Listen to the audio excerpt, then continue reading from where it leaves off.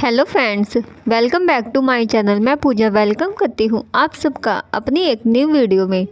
आप सब बोलते हो कि मुझे सिलाई करते करते इतना टाइम होगा, लेकिन हमारी स्पीड बढ़ती ही नहीं है। जिसको सिलाई करते करते 4-5 साल हो गए या फिर 5 साल हो गए, 10 साल हो गए, पर उनकी सिलाई में स्पीड आज तक नहीं हो पाई है।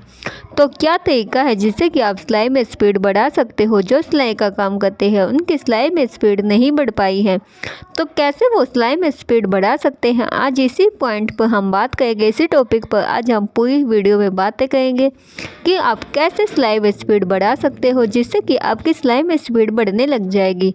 तो फ्रेंड्स, अगर आप उनको अच्छे से फॉलो करोगे तो आपकी सिलाई में स्पीड बढ़ने लग जाएगी। तो फ्रेंड्स, चलिए अपनी वीडियो को स्टार्ट करते हैं। पहले आपको बताती हूँ कि वो 5 पॉइंट क्या है जिससे कि आपकी सिलाई में स्पीड बढ़नी स्टार्ट हो जाएगी। तो फ्रेंड्स, हमारा फर्स्ट पॉइंट है कंसंट्रेशन। सेकंड पॉइंट है अच्छी सिलाई मशीन का होना। थर्ड पॉइंट है एक परमानेंट घड़ी होनी चाहिए। फोर्थ पॉइंट है कॉम्पिटिटर। फिफ्थ पॉइंट है एक स्टूल या फिर एक चेयर। ये 5 पॉइंट्स बताए, स्टेप बाय स्टेप आपको बताती हूँ इन सबको आपको कैसे फॉलो करना है जिससे कि आपकी सिलाई में स्पीड बढ़ सकती है। तो फ्रेंड्स, फर्स्ट पॉइंट है कंसंट्रेशन। सबसे पहले फ्रेंड्स, कंसंट्रेशन का मतलब है कि आपका ध्यान सिलाई पर, आपके काम पर होना चाहिए। आपका ध्यान इधर उधर की बातों में नहीं होना चाहिए। ऐसा नहीं कि आपके साइड में टीवी चल रहा है और आपका ध्यान टीवी पर है, या फिर आप बार बार फ़ोन देख रहे हो और उसमें रील्स स्क्रॉल कर रहे हो, तो उससे आपका काम लेट होगा क्योंकि आपका ध्यान भटक जाता है। उससे क्या है कि आपका टाइम ज़्यादा लगेगा। आपका फुल फोकस काम पर होना चाहिए, तभी आपकी स्पीड बढ़ पाएगी।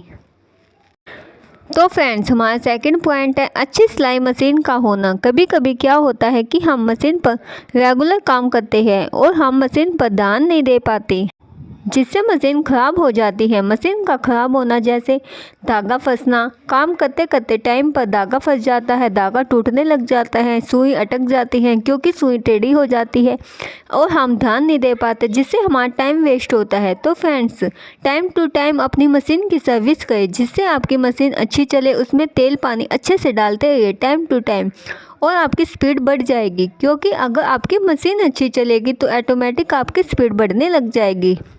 तो फ्रेंड्स, हमारा थर्ड पॉइंट है परमानेंट घड़ी का होना। तो फ्रेंड्स, आप सोचोगे कि घड़ी का हमारी सिलाई की स्पीड से क्या महत्व है, लेकिन आपका घड़ी का ही आपकी सिलाई मशीन से ज़्यादा महत्व है, क्योंकि उसी से आपकी स्पीड बढ़ेगी।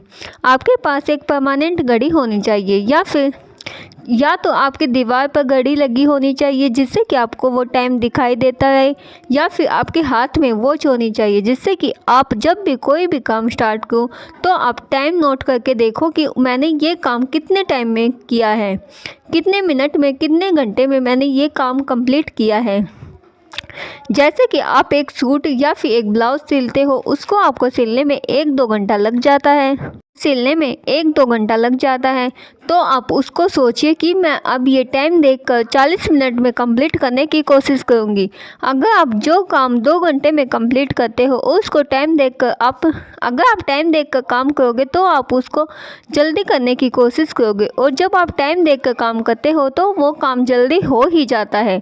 क्योंकि ये बहुत सबके साथ हुआ है कि जब आप टाइम के साथ काम करोगे तो टाइम के अकॉर्डिंग आपका काम जल्दी हो जाता है। आपके पास हमेशा एक परमानेंट घड़ी होनी चाहिए जिससे कि आपकी सिलाई में स्पीड बढ़ सकती है, क्योंकि अगर आप टाइम के अकॉर्डिंग काम करोगे तो आप जल्दी काम करने की कोशिश करोगे। तो फ्रेंड्स, हमारा फोर्थ पॉइंट है कॉम्पिटिटर। आपके पास एक कॉम्पिटिटर होना चाहिए। आप सोचोगे कि कॉम्पिटिटर क्या होता है? जैसे कि किसी के सिलाई की दुकान है या फिर किसी की कोई काम करता है किसी कंपनी में, तो वहाँ पर अगर किसी फैक्ट्री में आप काम करते हो तो वहाँ पर बहुत सारे लोग होते हैं जो अलग अलग सिलाई मशीन पर बैठे आते हैं और अपना काम अलग अलग करते हैं। लेकिन जब वो काम बहुत सारे लोग एक साथ इकट्ठे होकर करते हैं तो वो काम जल्दी होता है, क्योंकि फ्रेंड्स, जब एक ही काम को 4 या 5 लोग एक साथ इकट्ठे होकर करते हैं तो उसमें क्या होता है कि होड़ लगी होती है कि वो जल्दी काम कर लेगा, मुझे जल्दी काम करना है। तो उसमें क्या होता है कि एक दूसरे को लगन होती है कि मुझे काम जल्दी करना है, मैं उससे आगे निकलूँगा, वो मुझसे आगे निकलेगा, तो इस काम में जल्दी काम होने की संभावना होती है।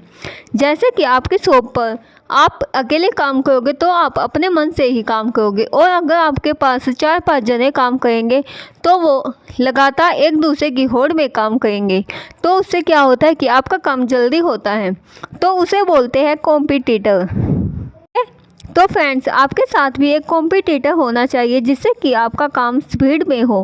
कॉम्पिटिटर के साथ जब आप काम करोगे तो आपका काम स्पीड में अपने आप ही ऑटोमेटिक हो जाएगी और आपकी स्पीड ऑटोमेटिक बढ़ने लग जाएगी। फ्रेंड्स, हमारा 5th पॉइंट है एक स्टूल या फिर एक चेयर।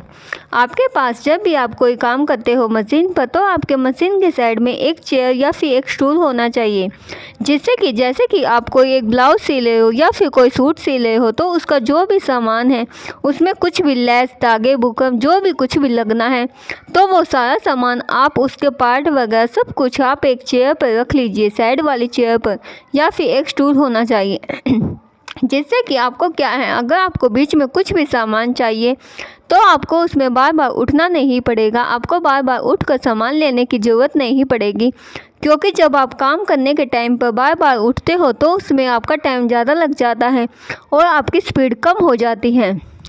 अगर आपको सिलाई में स्पीड बढ़ानी है तो आप अपने साइड में ही सामान रख कर बैठिए, जिससे कि आपकी स्पीड ऑटोमेटिक बढ़ने लग जाएगी। क्योंकि जब आपको काम करते करते एक ही दम से आपको सामान मिल जाएगा तो आप बार बार उठ कर नहीं जाओगे कहीं पर और बैठे बैठे आपका काम जल्दी हो जाएगा। तो फ्रेंड्स, ये कई सारे पॉइंट्स हैं जिससे कि आपकी स्पीड बढ़ने में आपको हेल्प मिल सकती है, और अगर आप उनको फॉलो करोगे, अच्छे से काम करोगे तो आपकी स्पीड ऑटोमेटिक ही बढ़ने लग जाएगी। तो फ्रेंड्स, आपने मेरी वीडियो देखी, आपको वीडियो कैसी लगी कमेंट करके जो बताइएगा कि आपको वीडियो कैसी लगी। नेक्स्ट वीडियो में फिर मिलेंगे एक नए टॉपिक के साथ, तब तक के लिए फ्रेंड्स बाय बाय।